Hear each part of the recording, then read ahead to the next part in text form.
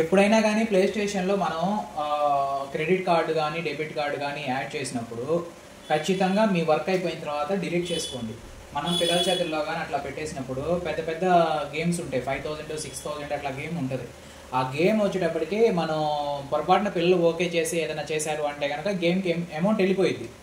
అందుకని at the same time play station plus subscription చేసుకున్నా కానీ మీకు అకౌంట్లో నుంచి క్రెడిట్ కార్డ్ కానీ డెబిట్ కార్డ్ డీటెయిల్స్ కానీ డిలీట్ చేసుకోండి. ఇప్పుడు నేనేం చెప్తున్నానంటే అసలు ఏ కార్డు వాడాలనేది చెప్తాను, కార్డ్ ఎలా యాడ్ చేయాలని చెప్తాను, కార్డ్ ఎలా డిలీట్ చేయాలి అని చెప్తాను.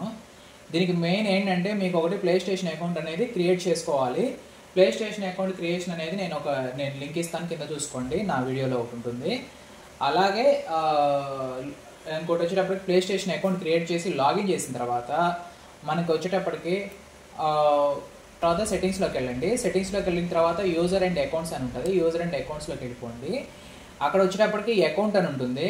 ఈ అకౌంట్లో పేమెంట్స్ అండ్ సబ్స్క్రిప్షన్ అని ఉంటుంది, పేమెంట్ మెథడ్ అని ఉంటుంది. పేమెంట్ మెథడ్ క్రెడిట్ కానీ డెబిట్ కానీ వాడుకోవచ్చు. అయితే క్రెడిట్ కానీ డెబిట్ కానీ వాడుకోవచ్చు ఎప్పుడు ఇంటర్నేషనల్ యాక్సెస్ ఉన్నప్పుడు మాత్రమే క్రెడిట్ కార్డుని డెబిట్ కార్డ్ అయినా మనం యూజ్ చేసుకోవచ్చు. ఈ డెబిట్ కార్డులో ఇంటర్నేషనల్ యాక్సెస్ అనేది ఆన్ చేసుకోండి, క్రెడిట్ కార్డులో కూడా ఇంటర్నేషనల్ యాక్సెస్ అనేది ఆన్ చేసుకోండి. ఆన్ చేసుకున్న తర్వాత మనకి ఇక్కడ క్రెడిట్ కార్డ్ డీటెయిల్స్ అనేవి యాడ్ చేసుకోవాలి. యాడ్ చేసుకునేటప్పుడు ఇంటర్నేషనల్ యాక్సెస్ అనేది ఆన్ చేసి పెట్టుకోవాలి. ఇక్కడ నార్మల్గా క్రెడిట్ కార్డ్ డీటెయిల్స్ యాడ్ చేయడం చూపిస్తున్నాను చూడండి. క్రెడిట్ కార్డ్ డీటెయిల్స్ అని వెళ్ళిపోయి అండ్ యూజ్ విత్ ఇన్స్టెంట్ అని కొట్టి ఇక్కడ క్రెడిట్ కార్డ్ డీటెయిల్స్ అన్నీ యాడ్ చేసి కంటిన్యూ కొట్టేస్తాం. కంటిన్యూ కొట్టేసిన తర్వాత యాడ్ అయిపోయింది. యాడ్ అయిపోయిన తర్వాత ఏంటంటే మనం ఏదన్నా పర్చేసింగ్కి వెళ్ళాలి అంటే డైరెక్ట్గా స్టోర్కి వెళ్ళిపోయి మనం ప్లే స్టేషన్ ప్లస్ కావాలంటే సైన్అప్ అయిపోతాం. ఇక్కడ ఇలా సైన్అప్ అయిపోతాం, యాక్సెప్ట్ కొట్టేది సైన్అప్ అయిపోతాము. ఆ తర్వాత మన పేమెంట్ మొత్తం సక్సెస్ఫుల్ అయిన తర్వాత మనం సెట్టింగ్స్కి సేమ్ పొజిషన్ సెట్టింగ్స్కి వెళ్ళి యూజర్ అకౌంట్స్ వెళ్ళిపోయి ఇక్కడ ఏమవుతుందంటే మీకు డిలీట్ చేయడానికి పాస్వర్డ్ అడుగుతుంది.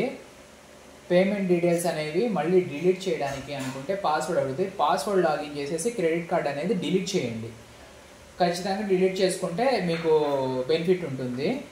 మళ్ళీ రెన్యువల్ అవ్వకుండా ప్లే స్టేషన్ ప్లస్ అయిపోగానే రెన్యువల్ అవ్వకుండా ఉండాలంటే, లేదు ఏదైనా గేమ్ పొరపాటున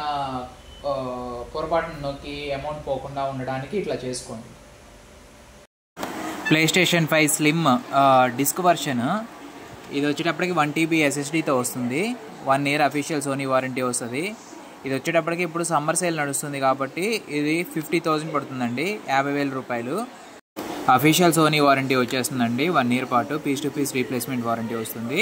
ఎవరైనా ఇంట్రెస్ట్ ఉంటే కనుక నాకు డైరెక్ట్గా స్టోర్ లక్ష్మీ గణపతి గేమ్స్ 14/2 అరండల్పేట గుంటూరు అండి. Thank you for watching this video.